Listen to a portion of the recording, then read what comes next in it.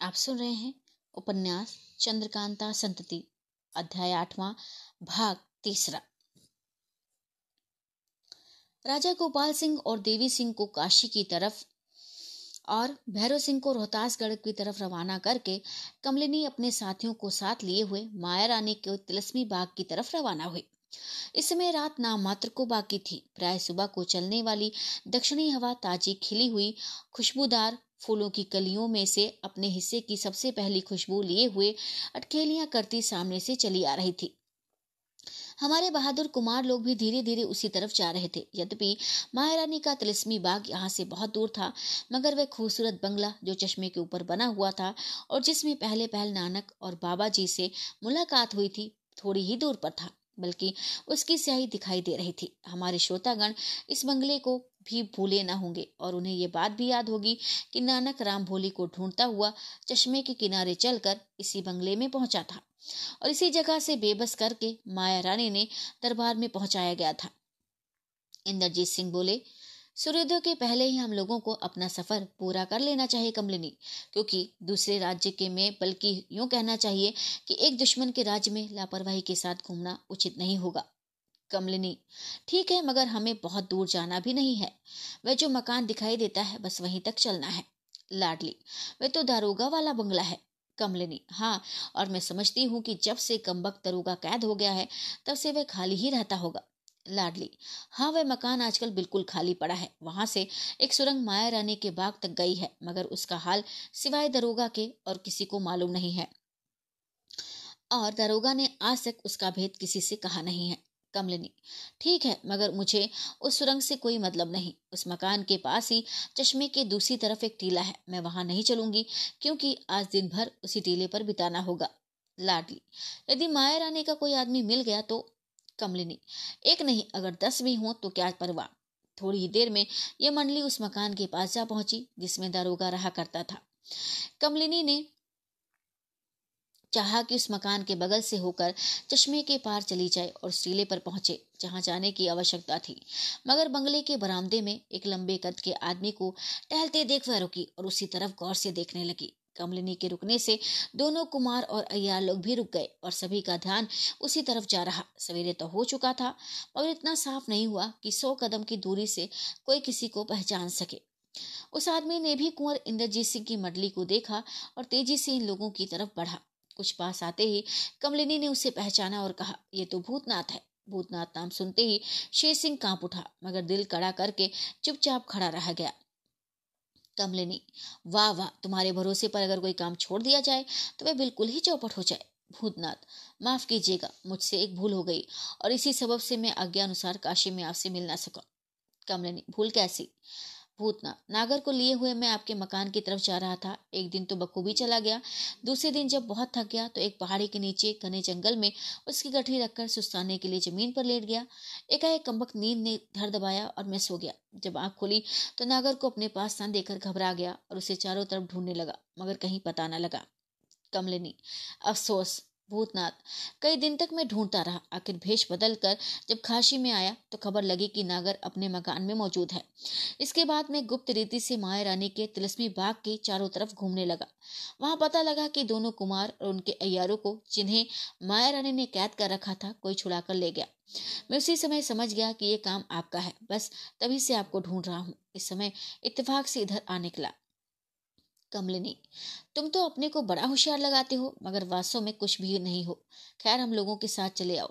भूतनाथ को भी साथ लिए हुए कमलिनी वहां से रवाना हुई और चश्मे के पास से होकर उस टीले के पास पहुंची जिसके ऊपर जाने का इरादा था। कमलिनी जब अपने साथियों को पीछे पीछे आने के लिए कहकर टीले के ऊपर चढ़ने लगी तब शेर सिंह ने टोक दिया और कहा, यदि कोई हर्ष ना हो तो आप मेरी एक बात पहले सुन लीजिए। कमलिनी, आप जो कुछ कहेंगे मैं पहले ही समझ गई। आप चिंता न कीजिए और चले आइए। शेर सिंह, ठीक है, मगर जब तक मैं कुछ कह न लूंगा जी नहीं मानेगा। कमलिनी, अच्छा कहिए। शेर सिंह को अपने साथ आने का इशारा करके कमलिनी टीले के दूसरी तरफ चली और दोनों कुमार तेज सिंह, तारा सिंह, लाडली और भूतनाथ को टीले के ऊपर धीरे धीरे चढ़ने के लिए कह गई। टीले के पीछे निराले में पहुंचने पर शेर सिंह ने अपने दिल का हाल कहना शुरू किया। शेर सिंह, चाहे आप भूतनाथ को कैसा ही नेक और ईमानदार समझती हूँ, मगर मैं इतना कहे बिना नहीं रह सकता कि आप उस बेईमान शैतान पर भरोसा न कीजिए। कमलिनी, मैं पहले ही समझ गई थी कि आप यही बात मुझसे कहेंगे। इसमें कोई संदेह नहीं कि भूतनाथ ने जो कुछ काम किए हैं वे उसकी नेकनामी, ईमानदारी और अय्यारी में बट्टा लगाते हैं, परंतु आप कोई तरदुद ना कीजिए। मैं बड़े बड़े बेईमानों से अपना मतलब निकाल लेती हूँ। मेरे साथ वह अगर जरा भी दगा करेगा तो उसे बेकाम करके छोड़ दूंगी। शेर सिंह, मैं समझता हूँ कि आप उसका पूरा पूरा हाल नहीं जानती। कमलिनी, भूतनाथ यद्यपि तुम्हारा भाई है, मगर मैं उसका हाल तुमसे भी ज्यादा जानती हूँ। तुम्हें अगर डर है तो इसी बात का कि यदि कुमारों को मालूम हो जाएगा कि वह तुम्हारा भाई है तो तुम्हारी तरफ से उनका दिल मैला हो जाएगा, या भूतनाथ अगर कोई बुराई कर बैठेगा तो मुफ्त में तुम भी बदनाम किए जाओगे। शेर सिंह, हाँ हाँ, बस इसी सोच में मैं मरा जाता हूँ। कमलिनी, तो तुम निश्चिंत रहो, तुम्हारे सिर कोई बदनामी नहीं आएगी। जो कुछ होगा मैं समझ लूंगी। शेर सिंह, अख्तियार आपको है, मुझे जो कहना था कह चुका। दोनों कुमार और उनके साथी लोग टीले पर चढ़ चुके थे। इसके बाद शेर सिंह को अपने साथ लिए हुए कमलिनी भी वहां पहुंची। टीले के ऊपर की अवस्था देखने से मालूम होता था किसी जमाने में वहां पर जरूर कोई खूबसूरत मकान बना हुआ होगा, मगर इस समय तो एक कोठरी के सिवाय वहां और कुछ भी मौजूद न था। ये कोठरी 20-25 आदमियों के बैठने के योग्य थी। कोठरी के बीचों बीच पत्थर का एक चबूतरा बना हुआ था और उसके ऊपर पत्थर ही का शेर बैठा था। कमलिनी ने उसी जगह सभी को बैठने के लिए कहा और भूतनाथ की तरफ देखकर बोली, इसी जगह से एक रास्ता माया रानी के तिलिस्मी बाग में गया है। तुम्हें छोड़ सब लोगों को लेकर मैं वहां जाऊंगी और कुछ दिनों तक उसी बाग में रहकर अपना काम करूंगी। तब तक के लिए एक दूसरा काम तुम्हारे सुपुर्द करती हूँ। आशा है कि तुम बड़ी होशियारी से उस काम को करोगे। भूतनाथ, जो कुछ आज्ञा हो मैं करने के लिए तैयार हूँ, मगर इस समय सबसे पहले मैं 2-4 बातें आपसे कहना चाहता हूँ। यदि आप एकांत में सुने तो ठीक होगा। कमलिनी, कोई हर्ज नहीं, तुम जो कुछ कहोगे मैं सुनने के लिए तैयार हूँ। इतना कहकर भूतनाथ को साथ लिए कमलिनी उस कोठरी के बाहर निकल आई और दूसरी तरफ एक पत्थर की चट्टान पर बैठकर भूतनाथ से बातचीत करने लगी। 2 घड़ी से ज्यादा दोनों में बातचीत होती रही, जिससे इस जगह लिखना हम मुनासिब नहीं समझते। अंत में भूतनाथ ने अपने बटुए में से कलम, दवात और कागज का टुकड़ा निकालकर कमलिनी के सामने रख दिया। कमलिनी ने एक चिट्ठी अपने बहनोई राजा गोपाल सिंह के नाम लिखी और उसमें लिखा कि भूतनाथ को यह चिट्ठी देकर हम तुम्हारे पास भेजते हैं। इसे बहुत ही नेक और ईमानदार समझना और हर एक काम में इसकी राय और मदद लेना। यदि यह किसी जगह ले जाए तो बेखटके चले जाना, और यदि अपनी इच्छा अनुसार कोई काम करने के लिए कहे तो उसमें किसी तरह का शक न करना। मैं इससे अपना भेद नहीं छिपाती और इसे अपना विश्वास पात्र समझती हूँ। इसके बाद हस्ताक्षर और निशान करके वह चिट्ठी भूतनाथ के हवाले की और कहा कि बस तुम इसी समय मनोरमा के मकान की तरफ चले जाओ और राजा गोपाल सिंह से मिलकर काम करो, या जो मुनासिब हो करो, मगर देखो खूब होशियारी से काम करना। मामला बहुत नाजुक है और तुम्हारे ईमान में जरा सा फर्क पड़ेगा तो मैं बहुत बुरी तरह पेश आऊंगी। आप हर तरह से बेफिक्र रहिए, कहकर भूतनाथ टीले के नीचे उतर आया और देखते देखते सामने के जंगल में घुसकर गायब हो गया।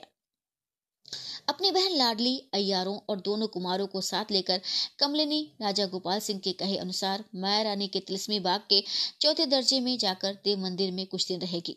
वहां रहकर ये लोग जो कुछ करेंगे उसका हाल हम पीछे लिखेंगे। इस समय तो भूतनाथ का कुछ हाल लिखकर हम अपने पाठकों के दिल में एक प्रकार का खुटका पैदा करते हैं। भूतनाथ कमलिनी से विदा होकर सीधे काशी जी के तरफ रवाना हुआ नहीं गया, बल्कि माया रानी से मिलने के लिए उसके खास बाग की तरफ रवाना हुआ और दोपहर दिन चढ़ने के पहले ही बाग के फाटक पर जा पहुंचा। पहरे वाले सिपाहियों में से एक की तरफ देखकर बोला, जल्द इत्तला करवाओ कि भूतनाथ आया है। इसके जवाब में उस सिपाही ने कहा, आपके लिए रुकावट नहीं है, आप चले जाइए। जब दूसरे दर्जे के फाटक पर जाइएगा तो लौंडियों से इत्तला कराइएगा। भूतनाथ बाग के अंदर चला गया। जब दूसरे दर्जे के फाटक पर पहुंचा तो लौंडियों ने उसके आने की इत्तला की और वह बहुत जल्द माया रानी के सामने हाजिर किया गया। माया रानी, कहो भूतनाथ, कुशल से तो हो? तुम्हारे चेहरे पर खुशी की निशानी पाई जाती है। इससे पहले मालूम होता है कि कोई खुशखबरी लाए हो, और तुम्हारी शीघ्र लौट आने का भी यही सबब है। तुम जो चाहो कर सकते हो। हाँ, क्या खबर लाए हो? भूतनाथ, अब तो मैं बहुत कुछ इनाम लूंगा, क्योंकि वह काम कराया हूँ जो सिवा मेरे दूसरा कोई नहीं कर सकता था। माया रानी, बेशक तुम ऐसे ही हो, भला कहो तो सही, क्या कराए हो? भूतनाथ, वह बात ऐसी नहीं है कि किसी के सामने कही जाए। माया रानी, बेशक मुझसे भूल हुई कि सभी के सामने तुमसे खुशी का सबब पूछती थी। हाँ, अब तो सन्नाटा हो गया, बताओ।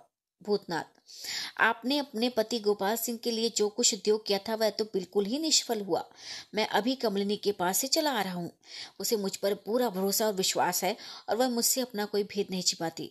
उसकी जबानी जो कुछ मुझे मालूम हुआ है उससे जाना जाता है कि गोपाल सिंह अभी किसी के सामने अपने को जाहिर नहीं करेगा, बल्कि गुप्त रहकर ही आपको तरह तरह की तकलीफें पहुंचाएगा और अपना बदला लेगा।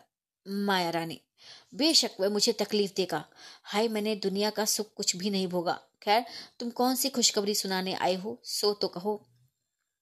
भूतनाथ, कह तो रहा हूं पर आप स्वयं बीच में टोक देती हैं तो क्या करूं। हाँ, तो इस समय आपको सताने के लिए बड़ी बड़ी कार्रवाइयां हो रही हैं और रोहतासगढ़ से फौज चली आ रही है, क्योंकि गोपाल सिंह और तेज सिंह ने कुमारों की दिलजमई करा दी है कि राजा वीरेंद्र सिंह और रानी चंद्रकांता को माया रानी ने कैद नहीं किया, बल्कि धोखा देने की नीयत से दो आदमियों को नकली चंद्रकांता और वीरेंद्र सिंह बनाकर कैद किया है। अब कुंवर इंद्रजीत सिंह के दो अय्यारों को साथ लेकर गोपाल सिंह किशोरी और कामनी को छुड़ाने के लिए मनोरमा के मकान में गए हैं। माया रानी, बिना बोले रहा नहीं जाता। मैं ना तो कुंवर इंद्रजीत सिंह आनंद या उनके अय्यारों से डरती हूँ और ना रोहतासगढ़ की फौज से डरती हूँ। मैं अगर डरती हूँ तो केवल गोपाल सिंह से, बल्कि उसके नाम से, क्योंकि मैं उसके साथ बुराई कर चुकी हूँ और वह मेरे पंजे से निकल गया है। खैर, ये खबर तो तुमने अच्छी सुनाई कि वह किशोरी और कामनी को छुड़ाने के लिए मनोरमा के मकान में गया है। मैं आज ही यहाँ से काशी जी की तरफ रवाना हो जाऊंगी और जिस तरह होगा उसे गिरफ्तार करूंगी। भूतनाथ, नहीं नहीं, अब आप उसे कदापि गिरफ्तार नहीं कर सकती। आप क्या, बल्कि आपसे अगर 10,000 एक साथ हो जाएं तो उसका कुछ नहीं बिगाड़ सकती। माया रानी, वो क्यों। भूतनाथ, कमलिनी ने उसे एक ऐसी अनूठी चीज दी है कि वह जो चाहे कर सकता है और आप उसका कुछ नहीं बिगाड़ सकती। माया रानी, वह कौन ऐसी अनमोल चीज है। इसके जवाब में भूतनाथ ने उस तिलस्मी खंजर का हाल और गुण बयान किया जो कमलिनी ने कुंवर इंद्रजीत सिंह को दिया था और कुंवर साहब ने गोपाल सिंह को दे दिया था। अभी तक उस खंडर का पूरा हाल माया रानी को मालूम न था, इसलिए उसे बड़ा ही ताज्जुब हुआ और वह कुछ देर तक सोचने लगे बाद बोली, अगर ऐसा खंजर उसके हाथ लग गया है तो उसका कोई कुछ भी बिगाड़ नहीं सकता। बस मैं अपनी जिंदगी से निराश हो गई, परंतु मुझे विश्वास नहीं होता कि ऐसा तिलिस्मी खंजर कहीं से कमलिनी के हाथ लगा। ये असंभव है, बल्कि ऐसा खंजर हो ही नहीं सकता। कमलिनी ने तुझसे झूठ कहा होगा। भूतनाथ, नहीं नहीं, बल्कि उसी तरह का एक खंजर कमलिनी ने मुझे भी दिया है। कमर से खंजर निकालकर और हर तरह पर दिखाकर देखिए, यही है। माया रानी, हाँ हाँ हाँ, अब मुझे याद आया, नागर ने अपना और तुम्हारा हाल बयान किया था तो ऐसे ही खंजर का जिक्र किया था और मैं इस बात को भूल गई थी। खैर, तो अब मैं उस पर किसी तरह फतह नहीं पा सकती। भूतनाथ, नहीं घबराइए मत, उसके लिए भी मैं बंदोबस्त करके आया हूँ। माया रानी, वह क्या। भूतनाथ ने वह कमलिनी वाली चिट्ठी बटुए में से निकालकर माया रानी के सामने रखी, जिसे पढ़ते हुए वह खुश हो गई और बोली, शाबाश भूतनाथ, तुमने बड़ा ही काम किया। अब तो तुम उस नालायक को मेरे पंजे में इस तरह फंसा सकते हो कि कमलिनी को तुम पर भी कुछ शक न होगा। भूतनाथ, बेशक ऐसा ही होगा, मगर अब हम लोगों को अपनी राह बदल देनी पड़ेगी। अर्थात पहले जो ये बात सोची गई थी कि किशोरी को छुड़ाने के लिए जो कोई जाएगा उसे फंसाते जाएंगे, सो ना करना पड़ेगा। माया रानी, तुम जैसा कहोगे वैसा ही किया जाएगा। बेशक तुम्हारी अकल हम लोगों से तेज है। तुम्हारा ख्याल बहुत ठीक है। अगर उसे पकड़ने की कोशिश की जाएगी तो वह कई आदमियों को मारकर निकल जाएगा और फिर कब्जे में नहीं आएगा, और ताजुब नहीं कि इसकी खबर भी लोगों को हो जाए, जो हमारे लिए बहुत बुरा होगा।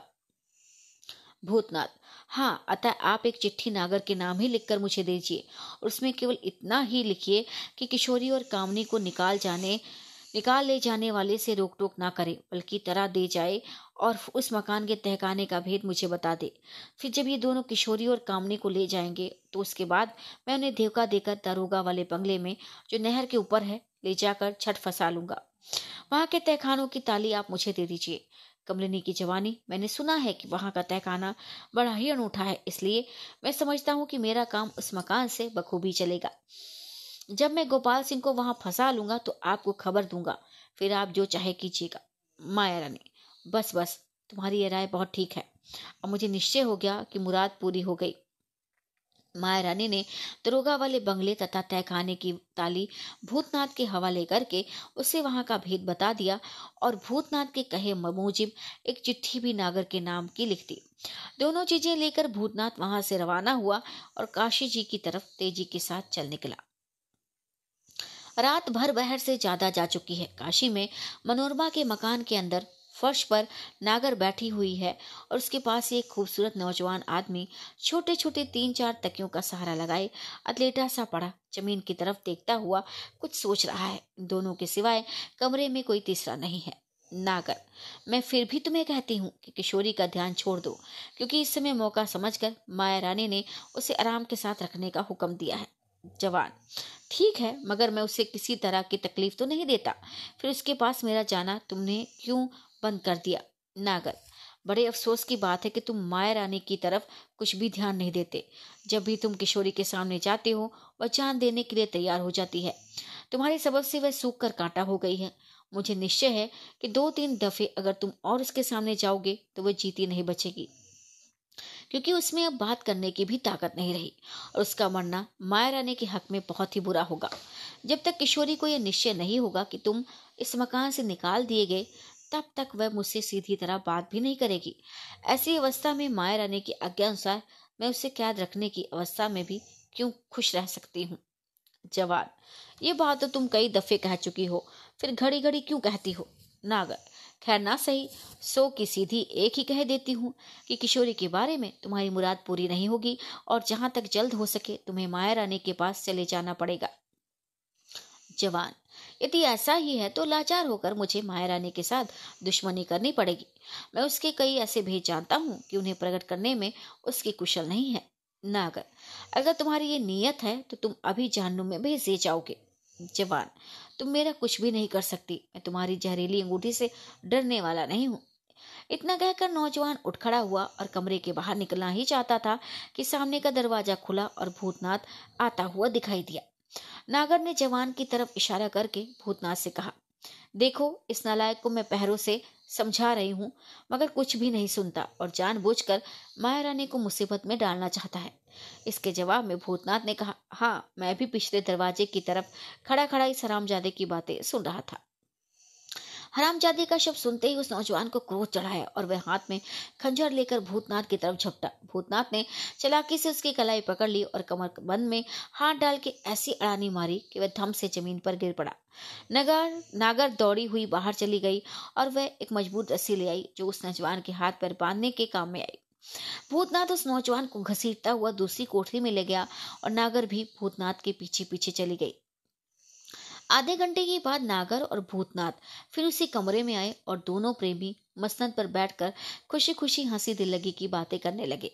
अंदाज से मालूम होता है कि ये दोनों उस नौजवान को कहीं कैद कर आए हैं। थोड़ी देर तक हंसी दिल लगी होती रही। इसके बाद मतलब की बातें होने लगी। नागर के पूछने पर भूतनाथ ने अपना हाल कहा और सबके पहले वह चिट्ठी नागर को दिखाई जो राजा गोपाल सिंह के लिए कमलिनी ने लिख दी थी। इसके बाद माया रानी के पास जाने और बातचीत करने का खुलासा हाल कहके वे दूसरी चिट्ठी भी नागर को दिखाई जो माया रानी ने नागर के नाम की लिखकर भूतनाथ के हवाले की थी। ये सब हाल सुनकर नागर बहुत खुश हुई और बोली, ये काम सिवाय तुम्हारे और किसी से नहीं हो सकता था। यदि तुम माया रानी की चिट्ठी ना भी लाते तो भी तुम्हारी आज्ञा अनुसार काम करने को मैं तैयार थी। भूतनाथ, सो तो ठीक है, मुझे भी यही आशा थी, परंतु यूं ही एक चिट्ठी तुम्हारे पास तुम्हारे नाम की लिखा ली। नागर, पर ताज्जुब है कि राजा गोपाल सिंह और देवी सिंह आज के पहले से इस शहर में आए हुए हैं, मगर अभी तक इस मकान के अंदर उन दोनों के आने की आहट नहीं हुई। ना मालूम है दोनों कहाँ और किस सुन में हैं। खैर, जो होगा देखा जाएगा। अब ये कहिए कि आप क्या करना चाहते हैं? भूतनाथ, अगर ऐसा है तो मुझे स्वयं उन दोनों को ढूंढना पड़ेगा। मुलाकात होने पर दोनों को गुप्त रीति से इस मकान के अंदर ले आऊंगा और किशोरी कामनी को छुड़ाकर यहाँ से निकल जाऊंगा। फिर धोखा देकर किशोरी और कामनी को अपने कब्जे में करूंगा, अर्थात उन्हें कोई दूसरा काम करने के लिए कहकर किशोरी और कामनी को रोहतासगढ़ पहुंचाने का वादा कर ले जाऊंगा और उस गुप्त खो में, जिसे मैं अपना मकान समझता हूँ, मैं तुम्हें दिखा चुका हूँ, अपने आदमियों के सुपुर्द करके गोपाल सिंह से आ मिलूंगा और फिर उसे कैद करके माया रानी के पास पहुंचा दूंगा, जिससे वे अपने हाथ से उसे मारकर निश्चिंत हो जाए। नागर, बस बस बस, तुम्हारी राय बहुत ठीक है। अगर इतना काम हो जाए तो फिर क्या चाहिए। माया रानी से मुंह मांगा इनाम मिले, क्योंकि इसमें वह राजा गोपाल सिंह के सबब से बहुत ही परेशान हो रही हैं। यहाँ तक कि कुंवर इंद्रजीत सिंह वगैरह के हाथ से तिलिस्म को बचाने का ध्यान तक भी उसके बिल्कुल भी जाता रहा। यदि वे गोपाल सिंह को मार के निश्चिंत हो जाएं, तो अपने से बढ़कर भाग्यवान दुनिया में किसी को नहीं समझेंगी, जैसा कि थोड़े दिन पहले समझती थी। भूतनाथ, जो मैं कह चुका हूँ वही होगा, इसमें कोई संदेह नहीं। अच्छा, अब तुम इस मकान का पूरा पूरा भेद मुझे बता दो, जिससे किसी तहखाने, कोठरी, रास्ते या चोर दरवाजे का हल मुझसे छिपाना रहे। नागर, बहुत अच्छा, चलिए उठिए, जहां तक हो सके इस काम से भी जल्द ही निपट लेना चाहिए। नागर ने उस मकान का पूरा पूरा भेद भूतनाथ को बता दिया। हर एक कोठरी, तहखाना, रास्ता और चोर दरवाजा तथा सुरंग भी दिखा दिया और उनके खोलने और बंद करने की विधि भी बता दी। इस काम से छुट्टी पाकर भूतनाथ नगर से विदा हुआ और राजा गोपाल सिंह तथा देवी सिंह की खोज में चारों तरफ घूमने लगा।